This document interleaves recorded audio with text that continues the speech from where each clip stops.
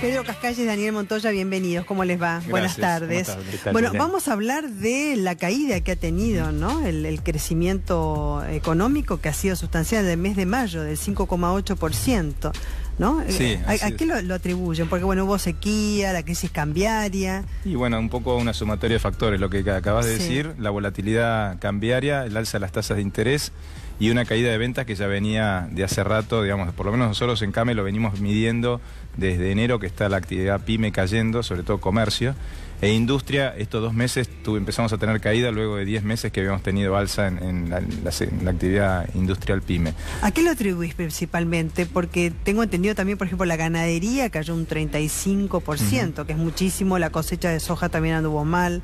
Mira, acá aparece un tema como que es una gran novedad, que es este tema de la caída del 6% que anunció el propio INDEC, los datos oficiales, pero este ya es un problema que se está convirtiendo en crónico. Si vemos los años pares, 2014, 2016 y este ahora que prácticamente está ya promediando la mitad del año, vemos que la industria ya viene sufriendo problemas y especialmente el sector PYME, problemas que ya son, digamos, que amagan a ser crónicos.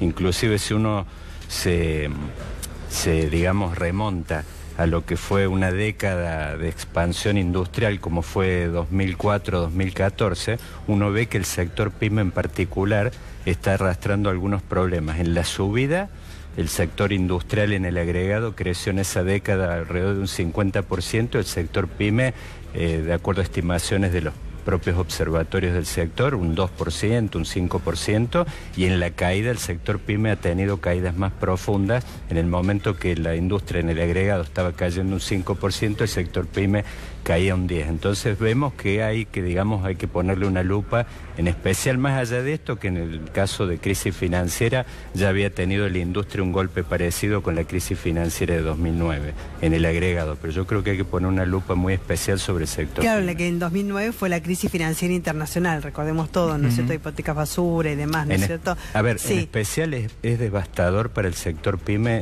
digamos, la inflación tiene un efecto devastador en particular. Eso lo podés decir vos, ¿no? Sí, desde ya que es así, la inflación, de hecho ahora la suba de costos que hemos tenido, no hemos podido trasladar esa suba a los precios, la mitad de las pymes absorbieron eso. Claro. Y la pauta nos indica... A pérdida. A pérdida, claro. Solamente 1/3 de las pymes están con utilidad, el resto están o neutros o con pérdidas, así que es muy cierto, la inflación nos erosiona muchísimo. Pero hay otro tema que también es importante, que es la carga impositiva, ¿no? Nosotros medimos en términos del PBI, en el 2012 era más o menos 16 puntos del PBI, que es todo lo que produce un país, y hoy estamos 32-33%. Es decir, se duplicó la carga impositiva, y no es solo la nación, provincias y municipios también, y eso hace que las pymes tengamos un sobrecosto enorme, que bueno, es muy difícil en este momento de retracción de afrontar la carga impositiva con una retracción de las ventas. ¿No inyectaron para ustedes 30.000 millones de pesos o por lo menos? Sí, hay una inyección con unas tasas subsidiadas, entre comillas, al 29%. Claro,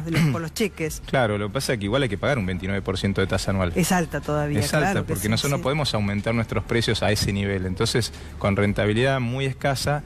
El otro día leí un artículo muy interesante de un economista que hablaba de que el país tiene un fondo monetario que ante crisis viene a ayudarlos. Las pymes no tenemos un fondo monetario, es decir, necesitamos algún tipo de asistencia en estos periodos de sequía para pasar el bache y seguir adelante después, porque una pyme que cierra después es muy difícil reconstituirla, ¿no? Claro, pero el movimiento del sistema financiero tuvo un crecimiento del 10%. El sistema financiero tuvo ganancia en estos primeros 6 meses de 50.000 millones de pesos. Claro. Y tuvo un crecimiento, como bien decís, Belén, del 10%. Sí. Mientras que el resto, bueno, estuvimos para atrás, digamos, ¿no? Sí, a ver, porque hubo una inflación del 3,7%, ¿no es cierto?, en el mes pasado. ¿Qué puede pasar en los próximos meses con recesión, con un congelamiento de la economía, enfriamiento, llamémoslo? Bueno, mira, los pronósticos más optimistas que uno está viendo de los economistas están proyectando un índice de inflación para el año próximo de un piso de un 30%. En este caso, este año vas a estar seguramente pisando el 40%, algo parecido. ¿Al 40%? Y claro, pues algo parecido a lo que ocurrió, el efecto devaluatorio. Venimos... el 2016. Claro, venimos con esta especie de jorobas de camello en los años pares, 2014, 2016, 2018, que coinciden justamente, lo que decía recién, con estas caídas que ha tenido el sector, digamos, industrial en general. ¿2014 cuánto fue? Y en 2014 tenías una devaluación del 50% con una inflación del 40%. O sea que venís ya, digamos, sufriendo estas jorobas de camello en los años pares, que tienen, por supuesto, un impacto muy fuerte sobre el sector industrial y sobre el sector pyme en particular, que, como bien decía Pedro recién, no dispone de las mismas herramientas que disponen los sectores industriales grandes, que se pueden proteger, ya sea porque tienen salida a la exportación. Porque tienen espalda, lo llamo claro, yo. Tienen espalda, pueden diversificar, tienen acceso al financiamiento quizás internacional. En el caso del sector pyme, el tema de la discusión de la inflación, más allá de estos temas de agenda que ha planteado Pedro, el tema de carga impositiva, hay toda una cantidad de factores logísticos y toda una cantidad de cosas que hay que discutir.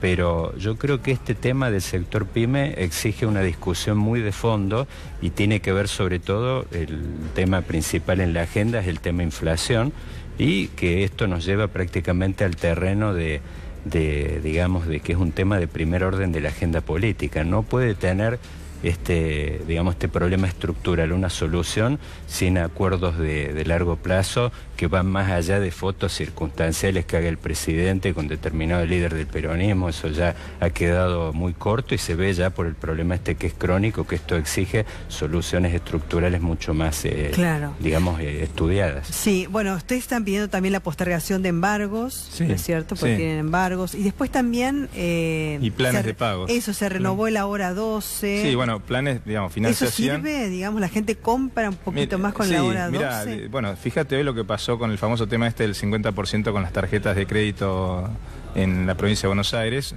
Hubo una explosión de consumo, con lo cual quiere decir que la gente es receptiva a si hay una baja en los precios o hay financiación, la gente consume. Por eso digo que el tema impositivo es tan importante, porque vos pensás que en casi todo lo que nosotros compramos hay un 46% más o menos de promedio de componente impositivo. Es decir, que hoy las promociones está con el 50% de descuento y explotaron los supermercados. Es decir, si nosotros pudiéramos vincular de alguna manera que la gente bancarice, por eso es otro tema. Sí, la bancarización. Me contás ahora porque Carla Revillo me está llamando, ¿no? De Villa Maipú, porque cerraron una fábrica dedicada a la gráfica, suspendieron un turno y por ello echaron a 3 empleados. Se encuentra en una situación absolutamente crítica porque no puede pagar las cuentas. Carla, buenas tardes.